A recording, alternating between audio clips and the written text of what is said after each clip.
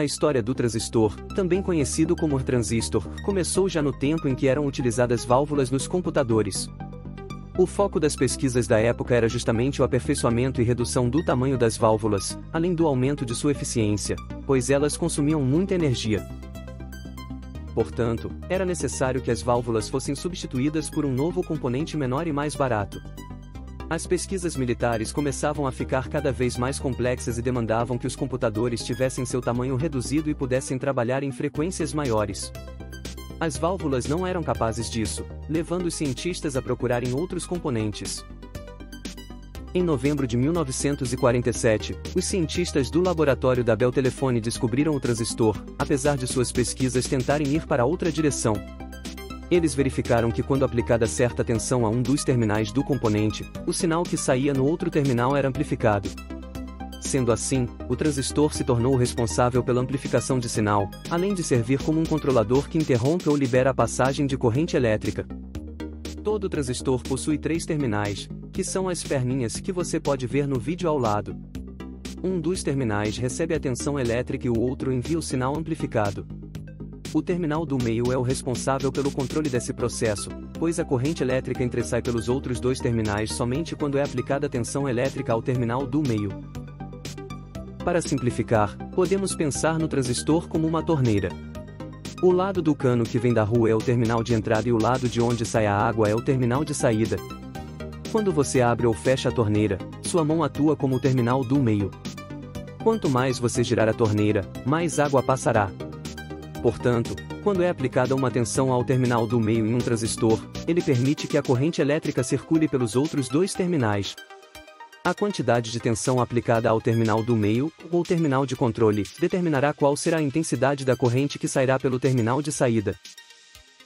Se nenhuma tensão for aplicada ao terminal de controle, equivalente à torneira fechada, não há circulação de corrente elétrica, o que confere ao transistor 2 propriedades: amplificação de sinal elétrico e controle do fluxo da corrente, como se fosse um botão on ou off.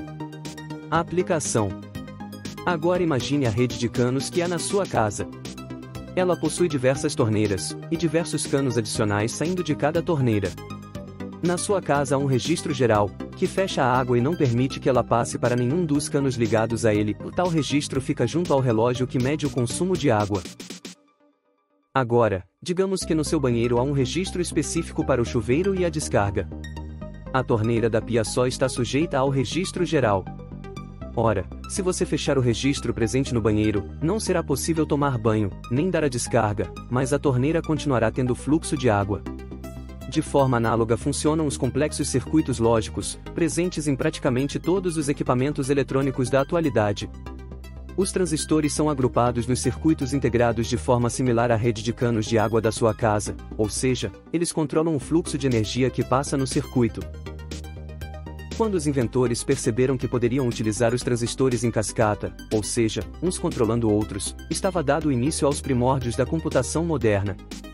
Começou então a revolução que, na década de 1960, fez com que os computadores começassem a ter seu tamanho reduzido, possibilitando que diversos cientistas tivessem ideias de como isso poderia ser usado para levar os computadores às casas das pessoas. Os maiores beneficiados com a invenção dos transistores foram os processadores, que hoje contam com bilhões de transistores ligados entre si, formando circuitos capazes de fazer cálculos simples ou extremamente complexos, como a posição do mouse na tela até o volume de partículas de fumaça em um jogo. Por que o transistor é melhor que a válvula? Diversos fatos respondem a esta pergunta. Um deles é que os transistores não têm partes móveis, o que facilita sua miniaturização. O mesmo fato também permite que o transistor seja muito mais rápido, podendo ter sua corrente elétrica interrompida e restabelecida 1 bilhão de vezes em apenas 1 segundo.